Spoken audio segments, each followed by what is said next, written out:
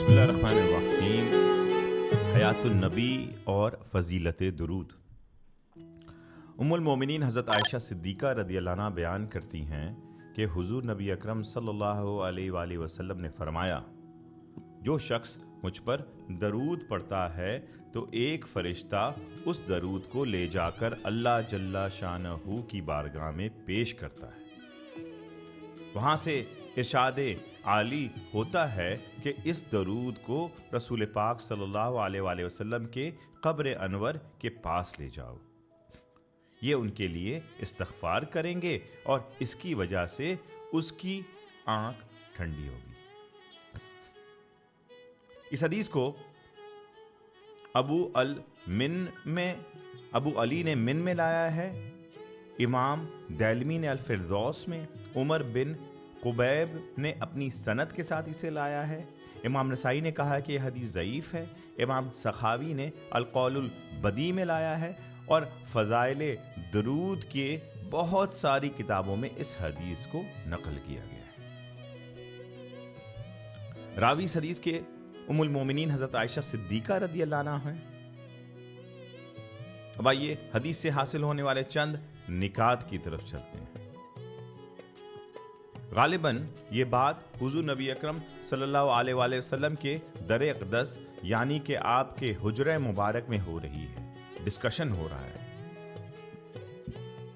رسول پاک صلی اللہ علیہ وسلم نے ایک عجیب بات ارشاد فرمائی ہے کہ درود سلام کا پڑھا جانا۔ اب یاد رکھیں کہ every action has a reaction, every cause has an effect۔ درود جیسے بندہ پڑھتا ہے، جیسے ہم نے پڑھا اللہم صلی علی سیدنا مولانا محمد وعلی آلہ وصحبہ وبارک وسلم، اب اس درود سے ریاکشن ہوا فوراً۔ کہاں سے ہوا؟ سب سے پہلے اللہ کی بارگاہ سے ریاکشن ہوا، کیونکہ بندہ درود پڑھتا ہے، بندہ درود نہیں بھیجتا، اللہم اے اللہ تو بھیج، بندہ ریکویسٹ کر رہا ہوتا باری تعالیٰ کی بارگاہ سے، تو ریاکشن جو ہے اللہ کی بارگاہ سے فوراً ہوا ہے، ابھی ہوا ہے، اور وہ کیا؟ 10 رحمتیں نازل ہو گئی ہمارے اوپر۔ اور پھر درود پاک کا دوسرا ریاکشن یہ ہے کہ رسول پاک صلی اللہ علیہ وسلم کی بارگاہ میں پیش ہو گیا، پروٹوکول کے ساتھ، فرشتوں کے ساتھ۔ پھر تاجدار کائنات صلی اللہ علیہ وآلہ وسلم اس کے لیے، اس بندے کے لیے، اس موضوع میں ہمارے لیے رحمت کی دعا کر رہے ہیں، اور پھر رسول پاک صلی اللہ علیہ وسلم ہمارے لیے شافی بھی ہو جائیں گے۔ رحمت کے دن کے لیے اس کے لیے یہ درود ذخیرہ کر دیا جائے گا، جو یہ درود پڑھے گا۔ اتنے سارے بینیفٹس ہیں درود پاک کے کہ اس کے لیے تو ایک باضابطے ایک الگ جو ہے سیریز آف لیکچرز چاہیے۔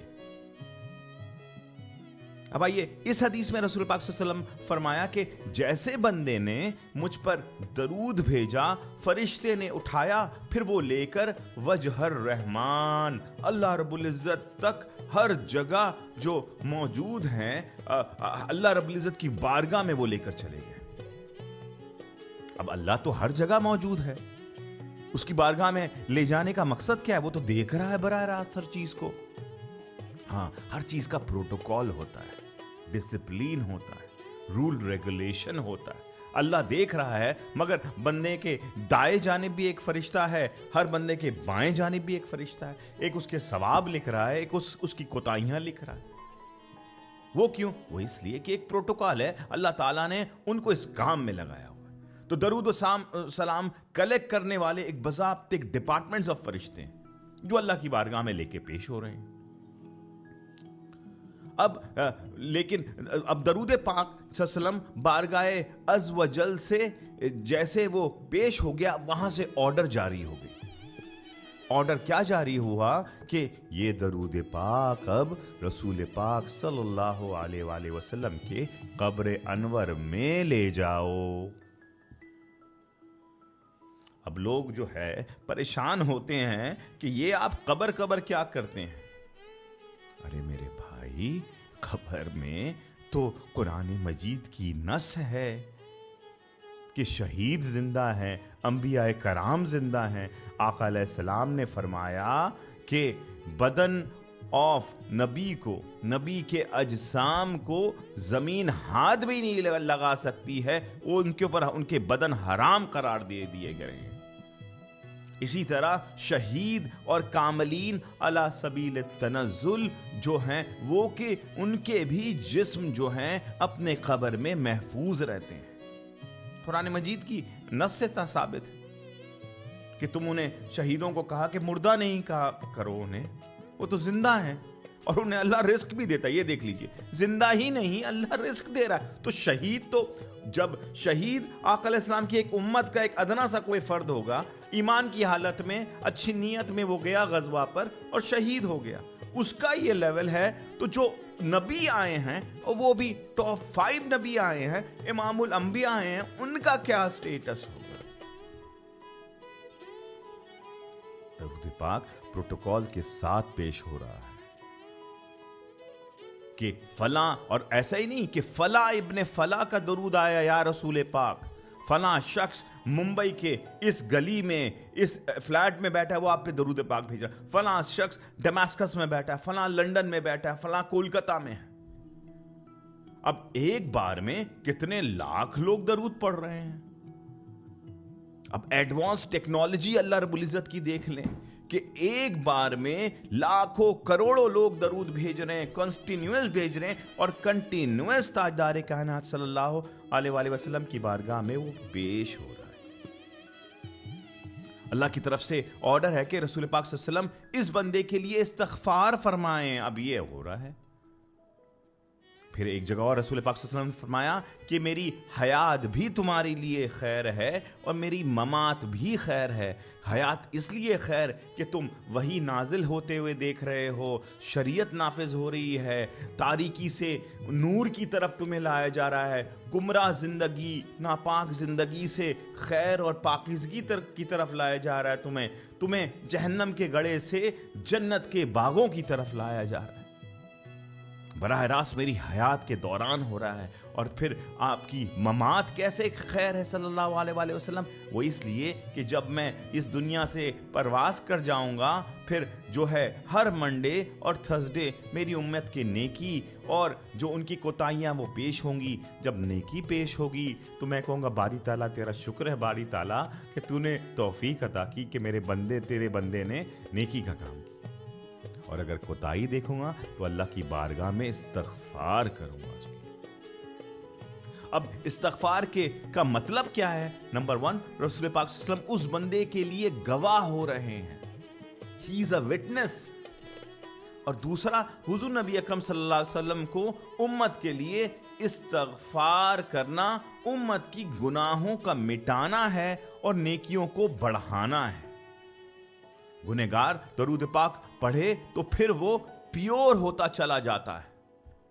اسے گناہ کی تو جب وہ گناہ میں گھرا ہوا تھا، کتنی بار ایسا روایتوں میں ہے کہ لوگ گناہ میں گھرے ہوئے تھے اور انہوں نے درود پاک پڑھنا چالو کیا، اس درود پاک کی فیض سے وہ آقا علیہ السلام کی طرف جاتے رہے اور اللہ نے ان کے گناہوں کو مٹا دیا. اب ایک حکایت ہے، علامہ ثقافی جو ہیں وہ بیان کرتے ہیں کہ بنی اسرائیل کا ایک شخص تھا بہت بڑا گناہ گار. اب وہ مر گیا. اب بنی اسرائیل کا ایک طریق تھا کہ اگر کوئی گناہ گار ظاہر طور پہ جو گناہ کر رہا ہے وہ مر جاتا تو وہ اس کی لاش کو اٹھا کے گاربیج میں پھینک دیتے اور وہیں وہ سڑ جاتا. اب آپ دیکھیے نبی رحمت کا کرم کہ امت محمدی میں کتنا ہی بڑا گناہگار ہو جو اس کے لیے غسل کا اہتمام ہوتا ہے، کفن کا، تدفین کا، میت کا سارا حق دیا جاتا ہے اسے. پہلے ایسا نہیں تھا. تو اس شخص کو غسل دیے بغیر پھینک دیا گیا. اللہ رب العزت نے موسیٰ علیہ السلام پر وحی نازل کی کہ جاؤ اس شخص کو فلاں جگہ جو پھینکا ہوا ہے اسے غسل دو، اس کے جنازے کی نماز پڑھو، میں نے اس شخص کو مغفرت کر دی ہے، اس کو میں نے بخش دیا. موسیٰ علیہ السلام نے عرض کیا کہ اللہ یہ کیسے ہو گیا؟ شریعت تو یہ کہہ رہی ہے. اللہ رب العزت نے فرمایا کہ اس نے ایک دفعہ تورات کے ورق کو کھولا تھا تو وہاں اس نے محمد صلی اللہ علیہ وآلہ وسلم کا نام دیکھا تھا، تو اس شخص نے ان پر ایک بار درود پڑھا تھا، تو اس ایک بار درود پڑھنے کے توفیل میں اس گنہگار شخص کو معاف کر دے رہا ہوں، اس کی مغفرت کر دے رہا ہوں۔ اس سے آپ اندازہ کر لیجئے کہ جو شخص رسول پاک صلی اللہ علیہ وسلم کی بارگاہ میں درود پاک پڑھتا ہے ہمیشہ، اس سے دو فائدے مل رہے۔ گنہگار کو اتنا فائدہ مل سکتا ہے، تو جو متقی ہے، محنت کرتا ہے، ایمان رکھتا ہے، تو دو فائدے اس کو کیا ہیں؟ سب سے پہلے دعائے رسول صلی اللہ علیہ وآلہ وسلم براہ راست، اور پھر حضور نبی اکرم صلی اللہ علیہ وسلم کی آنکھوں کا ٹھنڈا ہونا بھی ہے۔ اللہ رب العزت کی بارگاہ میں دعا ہے کہ اللہ تعالی ہمیں کثرت سے رسول پاک صلی اللہ علیہ وآلہ وسلم پر درود پڑھنے کی توفیق عطا فرمائے، اور جسے ٹائم نہ مل سکے تو وہ ایک جملہ ہی کہہ دیں، اور وہ کیا جملہ ہے؟ وہ ہے مصطفیٰ جان رحمت پہ لاکھوں سلام، شمع بز میں ہدایت پہ لاکھوں سلام۔ اب یہ جو ایک جملہ ہے، اس سے رسول پاک صلی اللہ علیہ وسلم کی بارگاہ میں لاکھوں مرتبہ درود جو ہے وہ پیش ہو جاتا ہے۔ اللہ تعالی ہم سب کو درود السلام سے جڑنے کی توفیق عطا فرمائے، آمین بجاہ سید المرسلین۔